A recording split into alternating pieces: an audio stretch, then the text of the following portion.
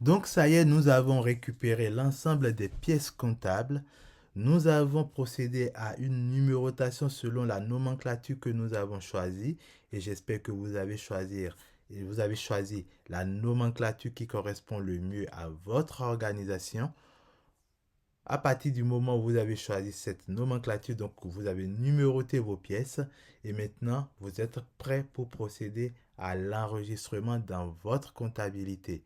Et là, pour procéder à cette comptabilisation, nous allons voir la méthode qui est celle qui est recommandée pour passer les écritures.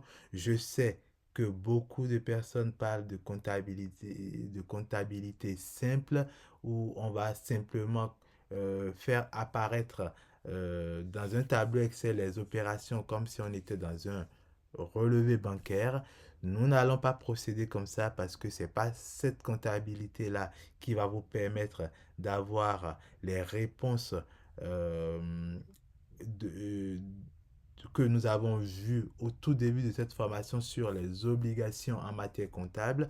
Ce n'est pas en faisant une comptabilité simple que votre comptabilité va pouvoir justifier auprès des services de l'URSSAF ou des services fiscaux euh, toutes les opérations que vous avez besoin de justifier auprès d'eux.